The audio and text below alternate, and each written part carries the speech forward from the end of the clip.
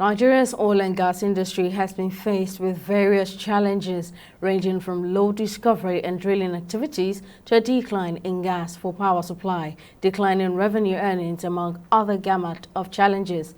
To this end, the Human and Environmental Development Agenda Heda Resource Center has held a public presentation highlighting the many challenges in the oil and gas industry while spotlighting the 2020-2021 marginal fields bid licensing rounds. Our correspondent Mary Kanu now reports. The marginal field oil subsector has become the cornerstone of Nigeria's upstream petroleum local content development strategy. The focus on marginal fields oil development by the government aims to promote and protect indigenous capital to counterbalance multinational dominance of Nigeria's economy.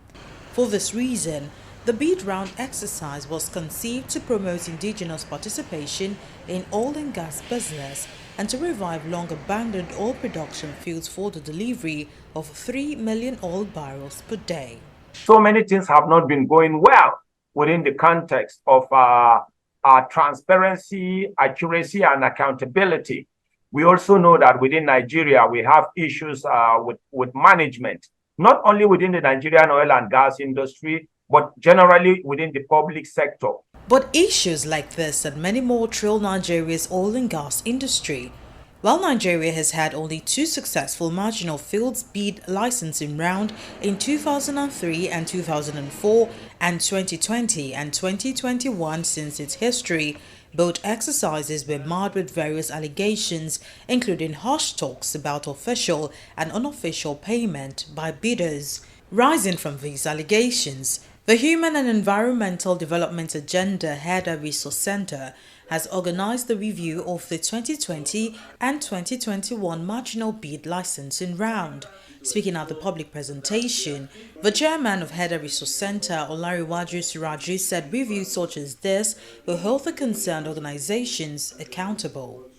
We've really benefited from some of our resources. And I alluded to the experience of what we had with the OPL 245, the Malibu case, where the oil block that was actually allocated to few people because they were ministers and also children of the former late president, head of state, Sonia Abacha, allocated an oil block that was actually worth the value of about $6.8 billion to a company that was incorporated a few days before it was allocated the license and doesn't even have any experience of oil exploitation or exploration. And from that, Nigeria only got about $250 million. I mean, $1.1 billion was actually also diverted to people who are public office holders. Suraju also called on the Tinubu-led government to rise to the occasion and put a stop to the corruption eroding the country's mainstay. If there's about 70% of the corruption in Nigeria is traced to the oil sector. And that is the area where you have also international players being part of the process. It means that these international players are also meant to be held to account for some of the things that are happening here.